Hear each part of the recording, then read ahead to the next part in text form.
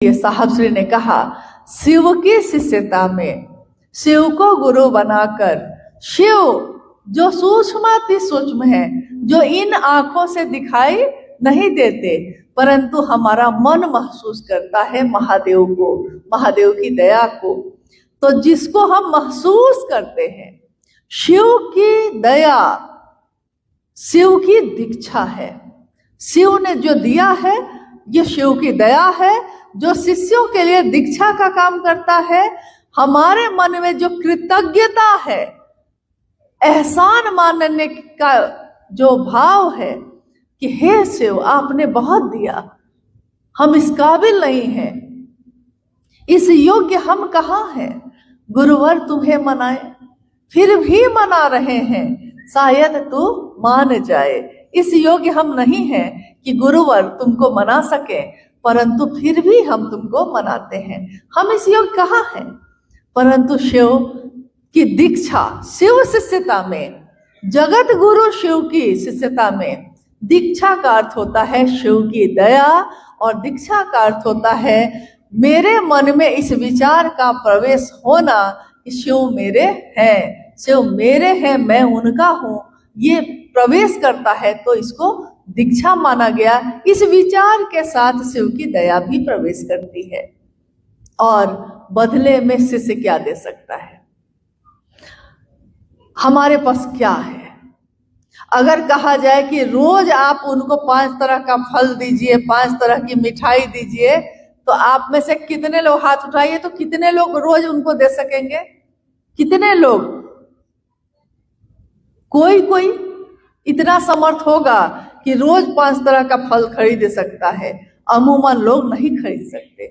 और क्या महादेव जो गरीबों की इतनी करीब से सुनते हैं, कहा जाता है कि मालिक बड़े करीब से सुनते गरीब की, तज लाज अपनी भी लाज रखते उसकी।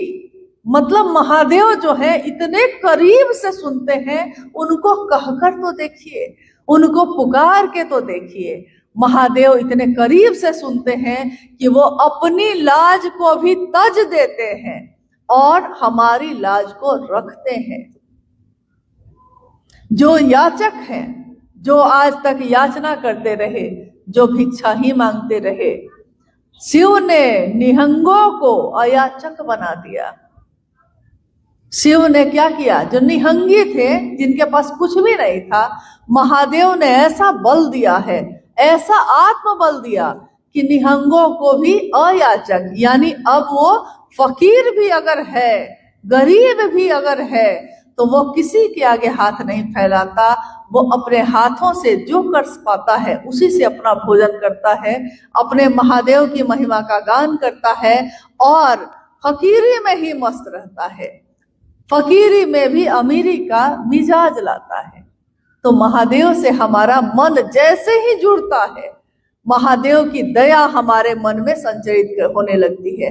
जिस तरह आपने देखा होगा कि बिजली के तार में जब दूसरी बिजली का तार जैसे ही कनेक्ट होता है, जुड़ता है, तो जो बिजली उसमें आ रही थी वो अब इस तार में भी आने लगती है। उसी तरह हमारा आपका मन भी जब शिव से जुड़ता है तो शिव की दया अपने आप ही उसमें प्रवाहित होने लगती है। महादेव से दया मांगिए, महादेव की दया होती है। हमारे जीवन के पीड़ा और कष्ट से अगर हमको कोई निकाल सकता है तो महादेव ही निकाल सकते हैं, और कोई नहीं निकाल सकता। और शिष्य जब कृतज्ञ होगा तो दक्षिणा देना चाहेगा। शिव के शिष्य अपने गुरु शिव को अगर दक्षिणा देना चाहेंगे, क्या दे सकते हैं? तो साहब श्री ने कहा कि अपने मन का भाव दे सकते हैं।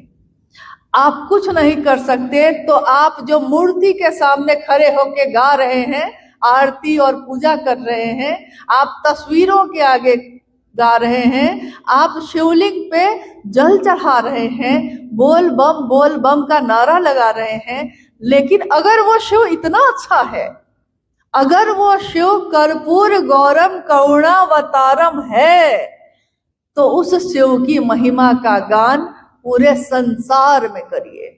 मेरा शिव इतना सुंदर है कि सत्यम शिवम सुंदरम कहा गया उनको। सत्यम, जिसका सत्य कभी नहीं बदलता। हमारा आपका सत्य बदल सकता है। आज हमारा कोई साथी है, कल मेरा साथ छोड़ सकता है। आज कोई मुझसे बहुत अच्छे से मिलता है, कल शायद मेरा चेहरा भी ना देखना चाहे। आज कोई युवा है, सुंदर है, कल उसके वृद्धावस्था में उसके चेहरे का वो नूर चला जाएगा, वो सुंदरता चली जाएगी।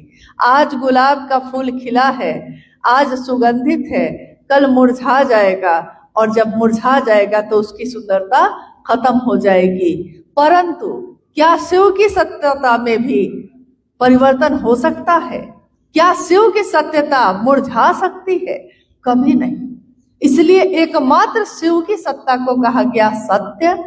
शिव सबका कल्याण करने वाला शंकर, और सुंदरम, जिसकी सुंदरता का कभी भी क्षय नहीं होता, जिसकी सुंदरता कभी कम नहीं होती।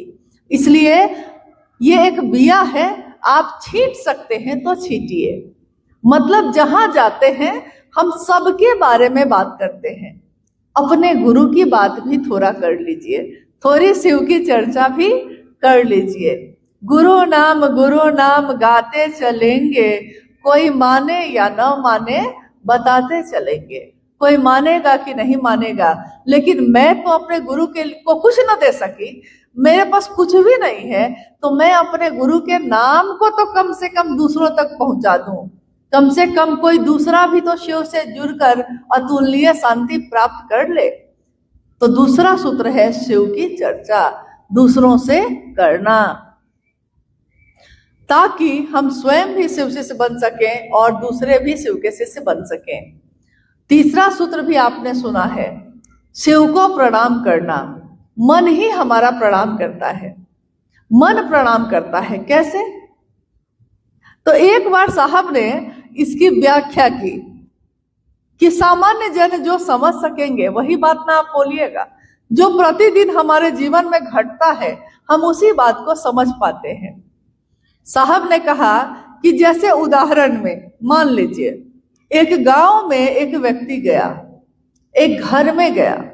उस घर में उस घर की जो मालकिन थी वो बाहर बैठी हुई थी, और उनकी बहू घर के अंदर से निकली। उसने अपने सास का पांव 5 बार एकदम पांव को दबा दबा कर आंचल से पोंछ पोंछ कर प्रणाम किया।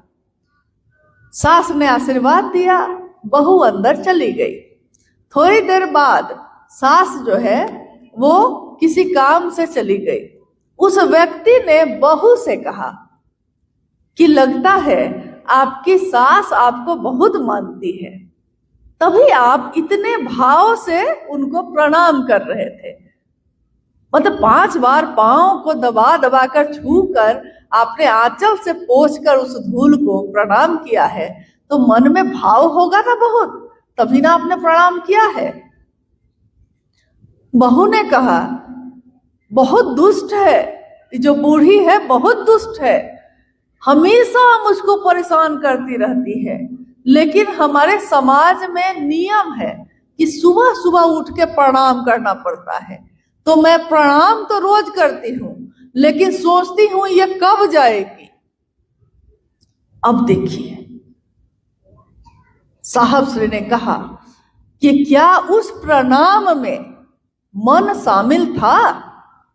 मन तो शामिल नहीं था। ये तो हंसने की बात नहीं है, ये तो हमारे समझने की बात है कि उसका मन ही प्रणाम नहीं कर रहा था। तो हाथ की मुद्रा से हाथ जोड़कर हम आपको प्रणाम भी कर ले, मेरा मन ही आपको प्रणाम नहीं करे, तो इस प्रणाम का क्या परिणाम होगा? हम पांव छूकर आपको प्रणाम कर ले, मेरा मन झुका ही नहीं, तो इस प्रणाम का क्या परिणाम होगा? साहब श्री ने कहा अपने गुरु शिव को प्रणाम भाव प्रणाम होता है, यानी उसमें भाव भी शामिल होने चाहिए।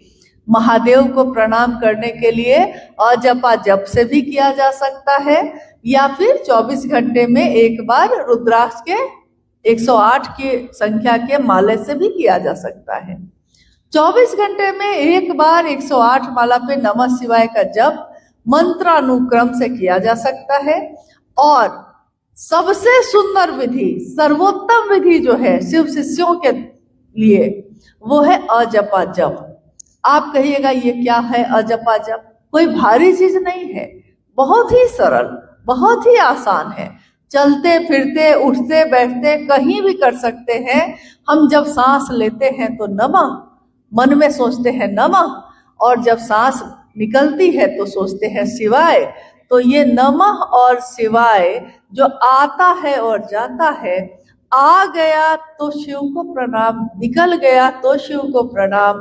कहते हैं श्वास श्वास में नाम ले, श्वास श्वास में नाम ले, वृथा श्वास मत खो, न जाने इस श्वास का फिर आना हो कि ना हो। हर सांस में उस शिव को प्रणाम हो सके, इसकी कोशिश करनी है। क्या पता फिर ये सांस आएगी कि नहीं आएगी। महादेव को प्रणाम करना है, भाव से प्रणाम कर लीजिए। महादेव से दया मांगनी है, मन से मांग लीजिए। महादेव की चर्चा करनी है, बोरा बिछा के भी किया जा सकता है, घास पे बैठ के भी किया जा सकता है, चट्टानों पे बैठकर भी किया जा सकता है। ऐसा बिल्कुल नहीं है कि शिव चर्चा के लिए हमेशा किसी आयोजन की जरूरत होती है। क्योंकि यहाँ हम लोग व्यवस्थित रूप से बैठ सके, इसके लिए एक हॉल में व्यवस्था की गई।